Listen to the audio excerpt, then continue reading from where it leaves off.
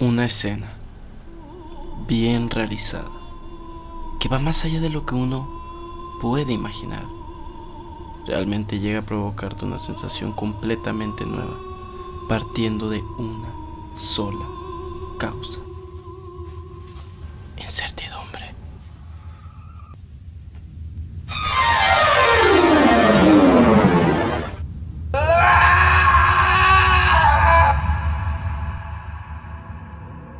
Terror, una sensación intensa de angustia provocada por la presencia de un peligro real o imaginario. Y esta última parte nos va a ayudar mucho a entender el porqué. ¿Por qué el terror cinematográfico japonés es tan especial y único en comparación con sus contrapartes occidentales, e incluso con otras representaciones orientales más cercanas a esta? ¿Por qué? ¿Cuáles son las razones?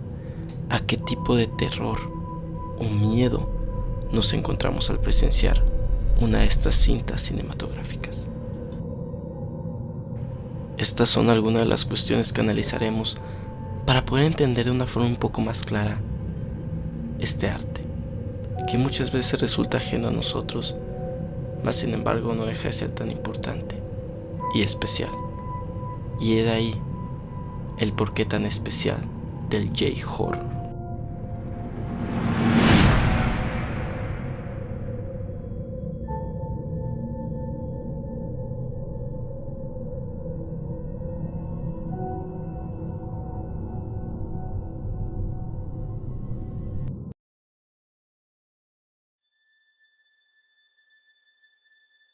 Después de analizar varias películas del género, vi que en el mundo cinematográfico se juega con dos grandes acepciones del terror, a las que por practicidad del video decidí llamar terror realista y terror desconocido.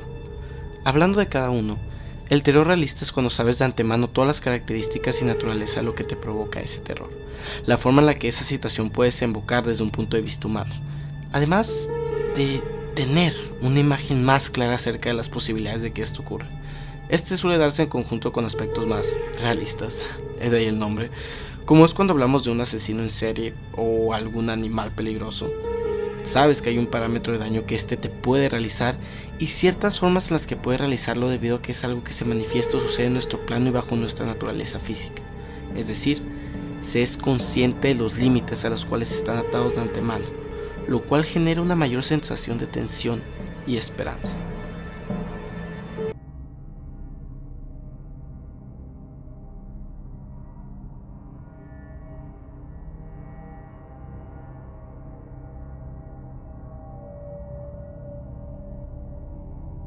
Ahora bien, por otro lado, tenemos el terror desconocido, que es aquel en el cual su naturaleza radica en lo sobrenatural, lo místico, o aquello que va más allá de las acepciones en las cuales nosotros podemos tener un entendimiento más claro. En los personajes principales suelen ser monstruos, fantasmas, demonios o cualquier ser místico al cual no podemos tener una imagen clara de quién radica su potencial a la hora de dañarnos. El hecho de que no se atenga a la misma forma a su entorno como lo hace un ser humano hace aumentar nuestra sensación de incertidumbre. No sabes qué es y qué es lo que te puede hacer. Y debido al corto lapso de tiempo en el cual se mueve una película, no nos ayuda mucho el tenernos una perspectiva más analítica, sino que se reduce el sentimiento de terror a un aspecto mucho más crudo de que genera una mayor sensación de desesperación e impotencia.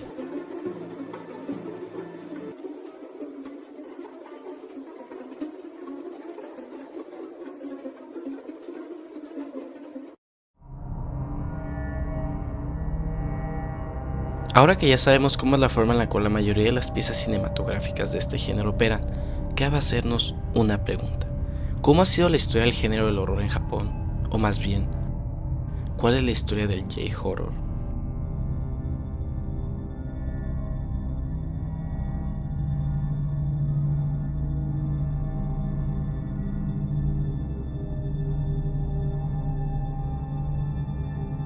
Debido a la falta de globalización, por la ausencia del internet o redes sociales, en los inicios cinematográficos del terror en cualquier país, que lo más probable es que se hayan dado entre inicios de los 1900 y mediados de 1930, la forma en la cual estos tendían a describir su terror está basada en las acepciones y proyecciones culturales de cada uno de estos.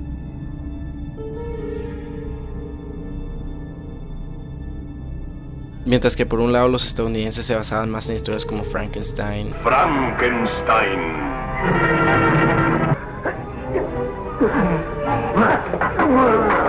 El hombre invisible, Saber quién soy, ¿verdad? Estupendo. Fijaos bien. Tomad, un pequeño regalo. Y aquí tenéis otro. Ahora os mostraré quién soy y lo que soy. Mira, está desapareciendo. ¿Qué? ¿Os gusta? ¡Vámonos de aquí! y Drácula. Drácula, con la actuación estelar de Bela Lugosi. Tu voluntad es poderosa, Von Helsing. Más efectivo que el acónito, conde. Ya lo veremos.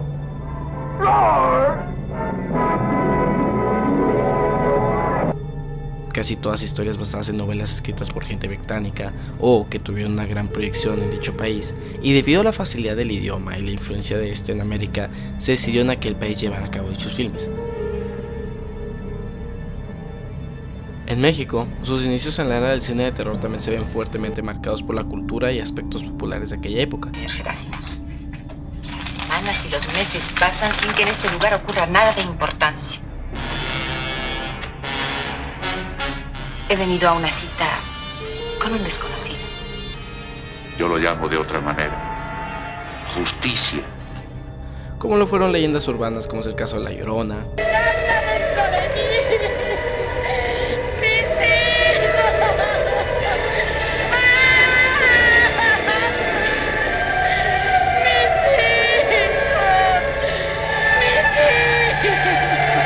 o la aparición de personajes icónicos de la era dorada de México como es el caso de Blue Demon contra el poder satánico,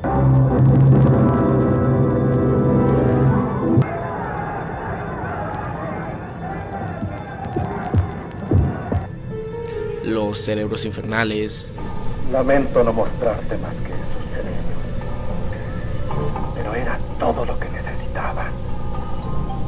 Míralos. Te sorprende, ¿verdad? las diabólicas, El propio Blue Demon.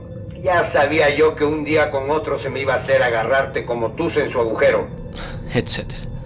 Y hablando del país de que trata este video, en el caso de Japón también se hizo lo mismo, utilizar aspectos culturales del país relevante a temas sobrenaturales, como lo son los yokais y los kaidan.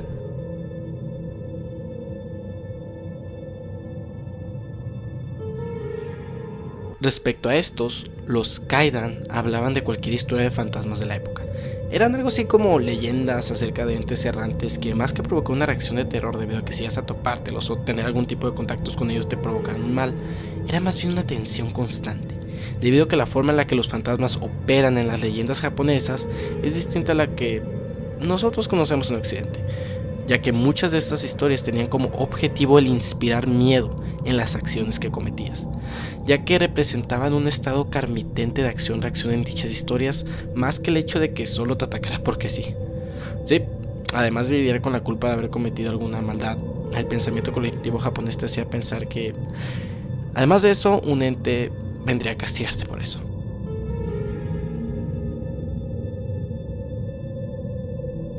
Por otro lado, los yokais hablan acerca de demonios o seres sobrenaturales de naturaleza física que ven a los humanos de forma indistinta.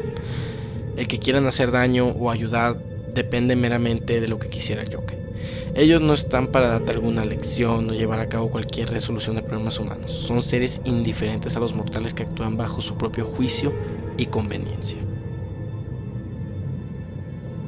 A grandes rasgos podríamos decir que de los kaidan y yokais parten muchas de las historias de terror en el género clásico de la cultura japonesa, y estas muchas veces solían ser representadas por la forma teatral japonesa llamada kabuki, que tiende a radicalizar los rasgos estéticos de los personajes. Durante bastante tiempo se proyectó de forma teatral este tipo de historias en los kabukis, y en 1899 se grabó una representación teatral kabuki, a la cual podríamos considerar la primera película de terror japonesa debido a que estaba hablando acerca del ataque de un demonio contra un samurái.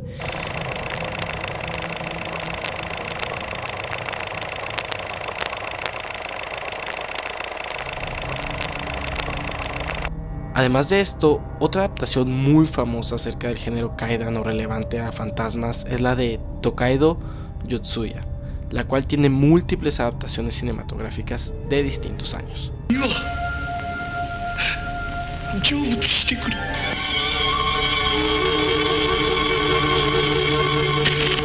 Y sí, la mayoría de las cintas cinematográficas de este género se siguieron desarrollando a partir de los yokais y kaidan y yokais. Ejemplo de esto es una de mis películas favoritas de este género, The House. Estrenada en 1977, la cual habla de un grupo de amigas que visitan la casa de la tía de una de estas y, bueno, empiezan a suceder cosas paranormales. No quiero spoiler ni hablar nada más acerca de esto porque la verdad sí es una muy buena película. Me sorprendió mucho al verla y creo que valdría la pena que le dieran una oportunidad.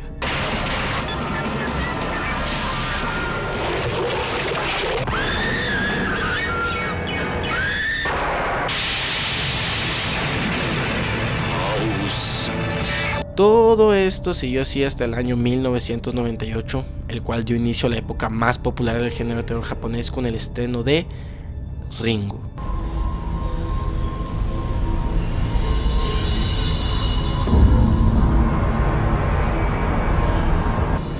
Y que daba inicio a la segunda fase de este género.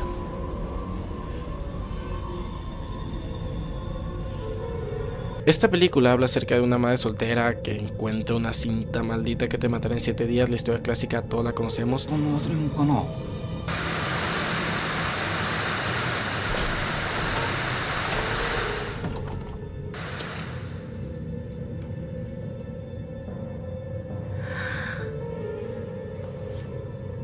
Y en lo personal yo recuerdo haber visto de pequeño su adaptación estadounidense, The Ring, del 2002. Y sí sentí miedo, pero la verdad es que cuando vi la cinta original dije, "Nembre-pa". Saben cómo hacer películas, tiene su propia esencia que no la puedes adaptar. Y sí, me provocó una sensación de miedo distinta a muchas otras películas del género. Y en el desarrollo de esta película vemos cómo la madre, al ir siguiendo pistas acerca de la maldición, va descubriendo la historia detrás de la maldición. Sí, prácticamente trata acerca de la cinta y su maldición.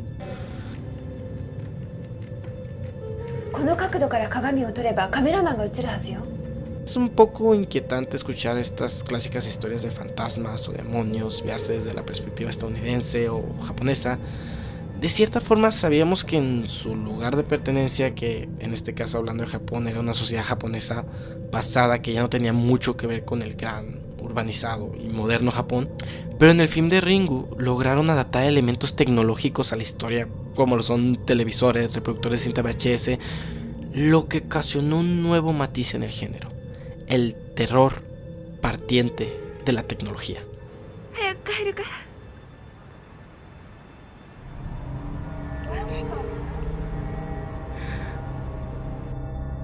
En el 2000, el nuevo matiz de terror japonés y la incorporación de elementos tecnológicos a los films se agrandó con el estreno de Ju-On.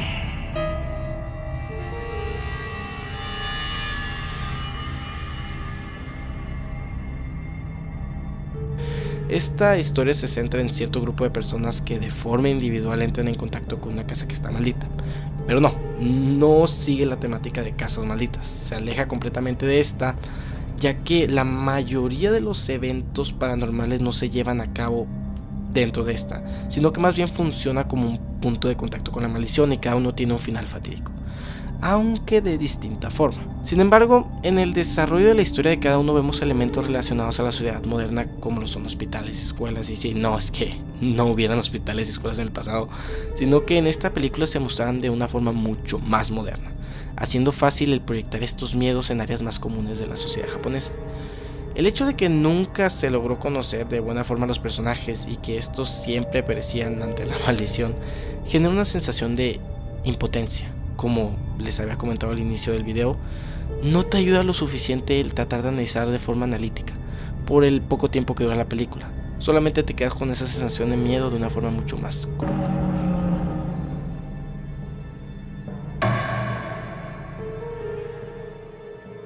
A partir de este punto empezamos a ver matices muy característicos en este tipo de películas japonesas con el estreno de otros films de esa época, como lo es Cairo. El primer plano de al igual que Ju-on y Ringo. Y sí, nuevamente vemos la incorporación de elementos tecnológicos como parte fundamental.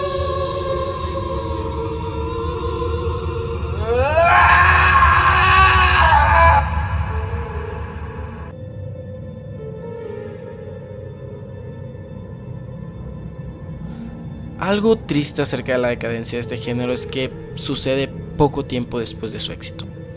Y esto es debido a que se había establecido una nueva zona de confort para la realización de estas películas en vez de una motivación a la creatividad. Esto se puede observar muy claramente en la película One Miss Call, en la cual vemos cómo se sigue al pie de la letra los elementos de Ringo y Ju-on. La historia trata de un grupo de jóvenes que empiezan a recibir mensajes de voz de ellos mismos, pero en el futuro. En lo personal creo que era una buena premisa, o sea, sí era atractiva y original para el momento, pero en vez de explotarlo hacia algo nuevo, siguieron la fórmula de Ju-on y Ringo, haciendo un sobreénfasis en tele, video, y de hecho estoy viendo que hasta en la forma en la cual los entes de la película se ven y actúan son muy parecidos a Ju-on y Ringo, tanto así que hasta en ciertas tomas cinematográficas vemos cómo parece ser una copia de este, calcada así, tal cual.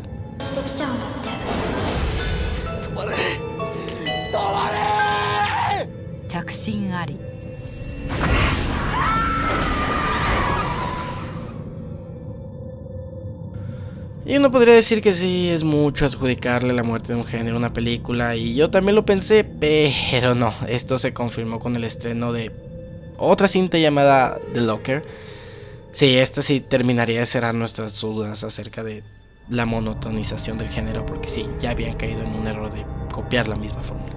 Esta película, sorpresa sorpresa, trata de un grupo de jóvenes que entran en contacto con una maldición mediante un teléfono. Sí, parece más la copia de la copia que una copia del original, y por ende aquí vemos que la utilización de brutalidad física es mucho más común que en Ju-on o Ringo.